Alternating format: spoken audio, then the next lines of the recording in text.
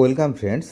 Grant in aid কর্মচারীদের বকেয়া দিয়ে বিতর্কের মধ্যেও আর একটা গুরুত্বপূর্ণ বিষয় সামনে আসছে যে সপ্তম বেতন কমিশন তো আপনারা জানেন যে সেটা গঠনের কাজ শুরু হয়ে গেছে এবং কবে সেটা সম্পন্ন হবে সেই সম্পর্কে কিন্তু মুখ্যমন্ত্রী শুভেন্দু অধিকারী তিনি কিন্তু জানিয়েছেন।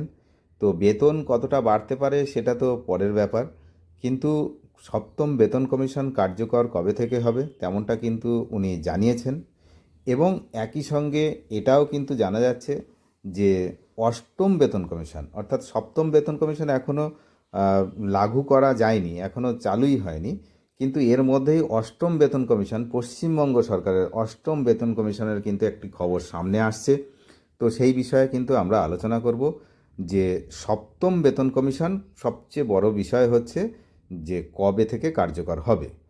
কারণ আপনারা জানেন যে এই মুহূর্তে এই বেতন কমিশনের একটা ব্যাপার তো রয়েছেই, আর একটা ব্যাপার হচ্ছে সবচেয়ে বড় ব্যাপার, সেটা গ্র্যান্ট ইন এইড কর্মচারীদের বকেয়া ডিএ প্রাপ্য এবং পেনশনার যারা রয়েছেন। এছাড়াও অনেক অন্য পেনশনার রয়েছেন, অনেক ট্রেজারির, যেমন কলকাতা, কালনা, এরকম অনেক রয়েছে। সেখানকার পেনশনাররা তারা সরকারি কর্মচারী, সরাসরি সরকারি কর্মচারী, তারাও কিন্তু তাদের ওই বকেয়া ডিএর যে টাকাটা সেটা কিন্তু পাননি, এমন খবর কিন্তু সামনে আছে। তো তার মধ্যে এই কবে গঠিত হবে সপ্তম পে কমিশন, এই বিষয়ে কিন্তু মুখ্যমন্ত্রী জানিয়েছেন। তিনি জানিয়েছেন যে খুব তাড়াতাড়ি সপ্তম বেতন কমিশন গঠন করা হবে, জানুয়ারি থেকে কার্যকর হবে, সব কিছু যদি ঠিকঠাক থাকে, অর্থাৎ 2027 সালের জানুয়ারি থেকে কার্যকর হবে। এবং ডিসেম্বরের মধ্যে পুরো কাজ শেষ করার জন্য কিন্তু এই কমিশন, যেটা পে কমিশন, সেটা গঠন করার কাজ শেষ করার জন্য কিন্তু নির্দেশ দেওয়া হয়েছে। চলতি বছরের ডিসেম্বরের মধ্যে পুরো কাজ শেষ করার নির্দেশ দেওয়া হয়েছে, তারপরে 2027 জানুয়ারি থেকে কার্যকর হবে। এবং একই সঙ্গে এটাও জানা যাচ্ছে যে 2028-29 এই নাগাদ অষ্টম বেতন কমিশনের কিন্তু কাজ শুরু হবে, এমনটা কিন্তু জানা যাচ্ছে।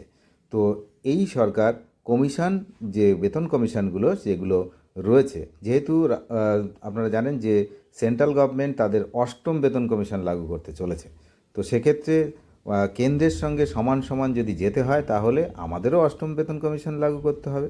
তো সেই জন্য কিন্তু 28-29 মধ্যে অষ্টম বেতন কমিশনও কার্যকর হওয়ার কথা রয়েছে।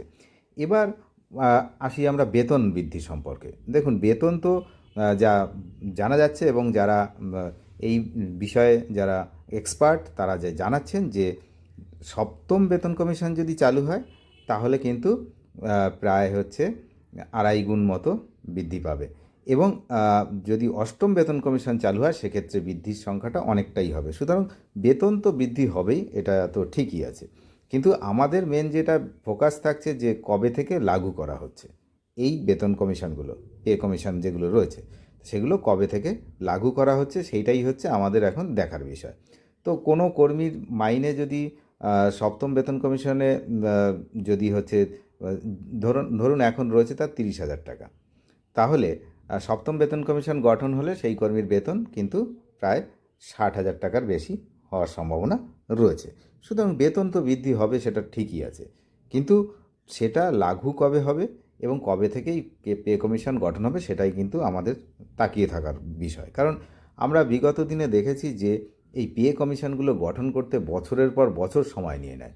সেক্ষেত্রে এই সরকার বলেছিল 45 দিনের মধ্যে, ক্ষমতায় আসার 45 দিনের মধ্যে তারা বেতন কমিশন গঠন করবে, কিন্তু 45 দিনে তো কাজ করা সম্ভব নয়। আপনারা জানেন যে এই বেতন কমিশন যে কোনো একটা গঠন করতে অত সহজ ব্যাপার নয়, সে অনেক কিছু রয়েছে তার ভেতরে। সুতরাং এটার ঘোষণা করা যেতে পারে, সে ঘোষণাটা কিন্তু হয়ে গেছে, এবং এই বছরের মধ্যেই সেটা গঠনের কাজে সম্পন্ন হবে এমনটাই আশ্বাস দিয়েছেন মুখ্যমন্ত্রী। তো আমরা সেদিকে তাকিয়ে রয়েছি, দেখা যাক কী হয়। আমাদের তো তাকিয়ে থাকা ছাড়া কোনো কাজ নেই, তো তাকিয়ে থাকতে হবে কি হয়। আর এদিকে গ্র্যান্ট ইন এইড কর্মচারীরা, তারা তাদের বকেয়া তো পায়নি, সেজন্য সরকারকে আবারও চিঠি দেওয়া হয়েছে, মুখ্য সচিবকে আবার মেল করা হয়েছে শিক্ষকদের পক্ষ থেকে, যে কি হলো বিষয়টা। যেহেতু পূর্ববর্তী সরকার সেটা দেওয়ার একটা প্রচেষ্টা শুরু করেছিল, যেমনটা আমাদের কাছে খবর ছিল, তথ্য সংগ্রহের কাজ চলছিল, তো সেগুলো কি সেই পজিশনে আছে নাকি তারপরে সেখান থেকে কিছুটা কাজ এগিয়েছে, তো সেগুলো যেমন জানার বিষয় রয়েছে। অনেক ধন্যবাদ শেষ পর্যন্ত দেখার জন্য। সেদিকে আমরা তাকিয়ে রয়েছি, আপনারাও নজর রাখুন। চ্যানেলে যারা নতুন তারা নিয়মিত আপডেট পেতে অবশ্যই চ্যানেলটিকে সাবস্ক্রাইব করে সঙ্গে থাকবেন। ধন্যবাদ।